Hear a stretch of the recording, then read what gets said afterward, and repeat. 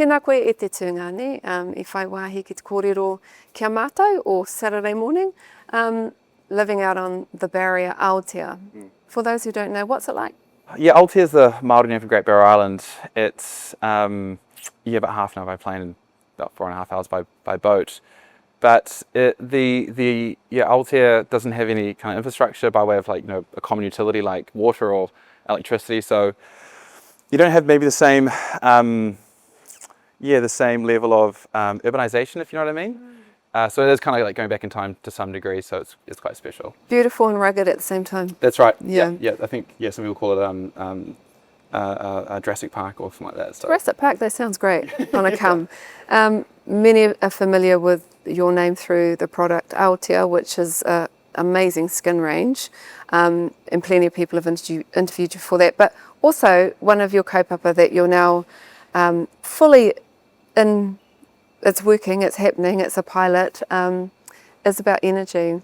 And talk us through that. So we just talked about how difficult it can be to live on the island when you don't have those things. What is the power situation on Aotea? Sometimes, growing up there and almost taking for granted what it's like not to live with electricity, I think, which is quite a unique, especially these days. But where I'm from, most people back in the day anyway had like a generator, and now there is a movement towards solar and batteries, but there is energy poverty there for those that live there, and it does make things a bit more difficult, as you can imagine.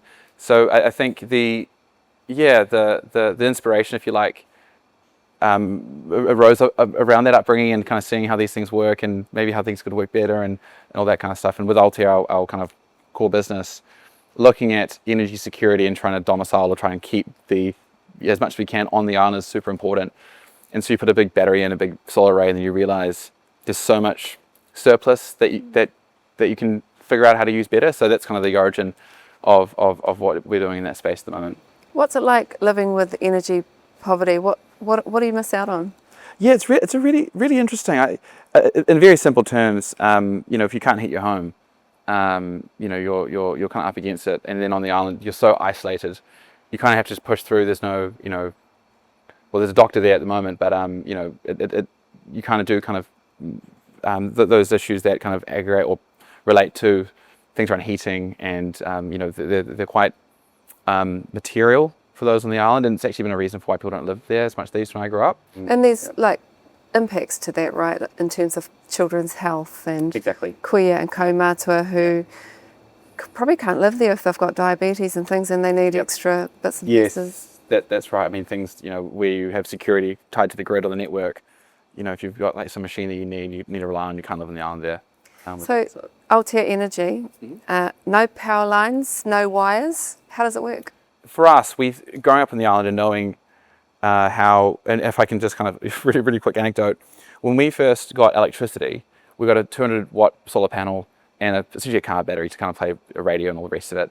And over time, you start to understand that you can actually be self-sovereign with solar and batteries, but there's obviously things you can optimize in. So the more localized you have generation and consumption, the better. But naturally, if you want to be totally renewable, you have to oversize the generation and storage.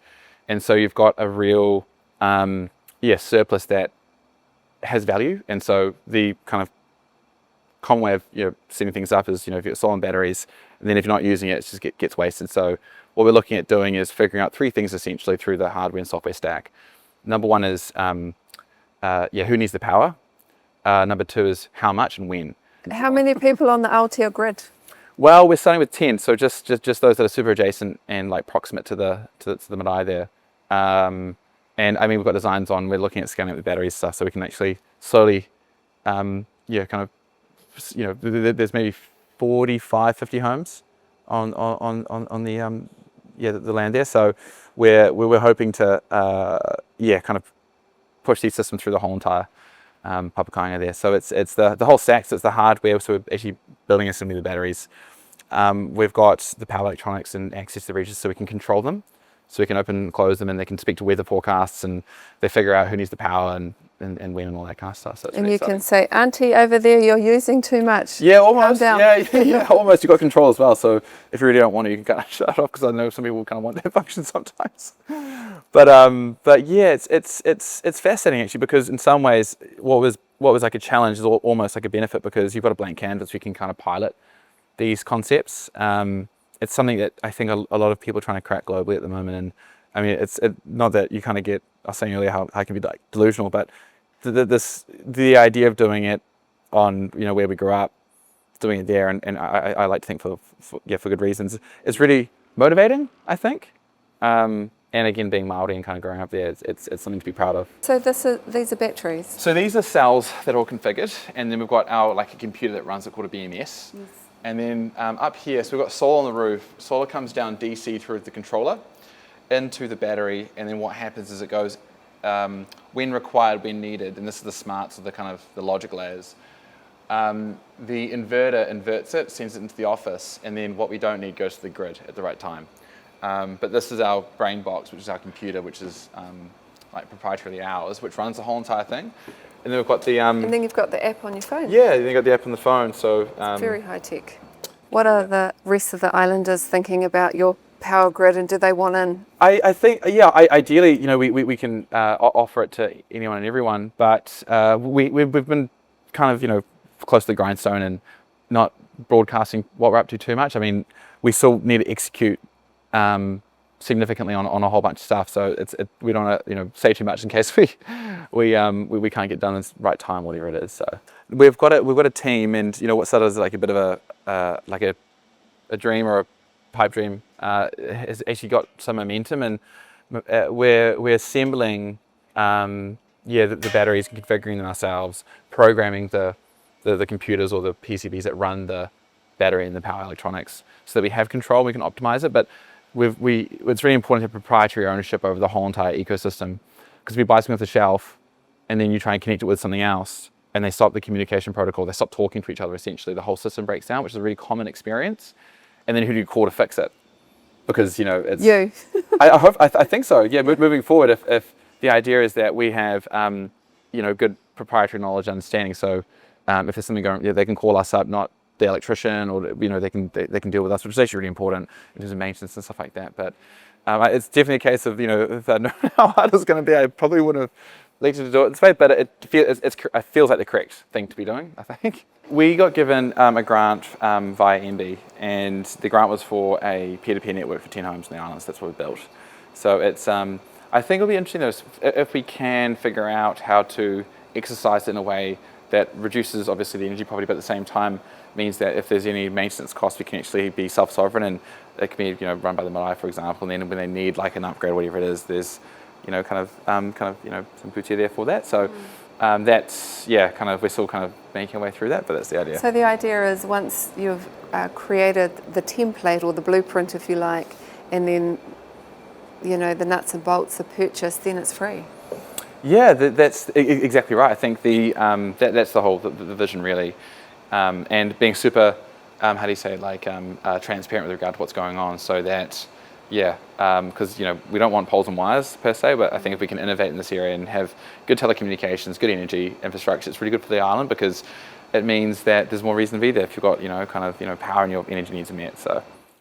And have you got people from the energy sector looking in? Are they interested? Are they crossing their fingers and toes that something's going to happen here, that they might be able to get a bit in there? We've quietly, you know, been in touch with a few people, and it is actually getting quite exciting, because I think zooming out, I don't know why the country doesn't think that we can be the world's first like 98% electric economy, like the truly electric.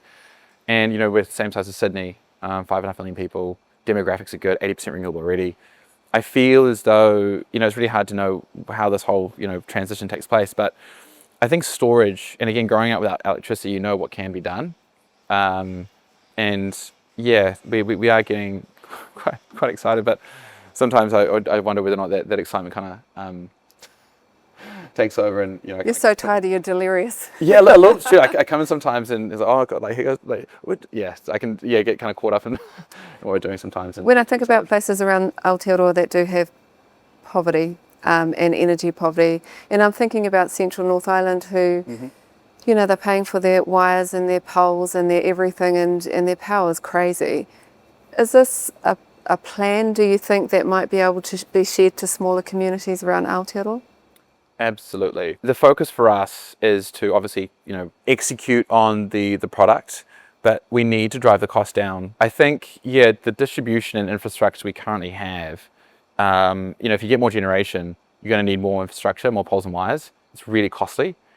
I think storage at scale, distributed storage at scale, is the most cost-effective solution I mean, maybe I'm drinking the Kool-Aid myself a little bit, but that means that you alleviate the grid congestion. It means power prices go lower, and what we're looking at doing is naturally you want batteries and solar, but what we are looking at is, you know, a play around like an intelligent system where you can actually fill the battery up at the right time, and you know, because labor for solar installs quite a lot and all the rest of it. But if you can actually put a battery in someone's home, they can fill up at the right time where it's cheap.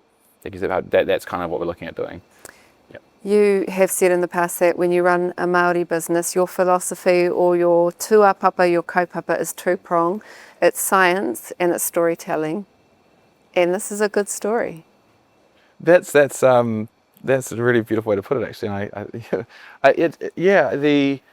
I get so fascinated with how things work, because, you know, when it comes to things that, you know, you want to transcend the category a little bit. I think the best brands tend to stand for something, not for the sake of being a good brand, but for the sake of connection.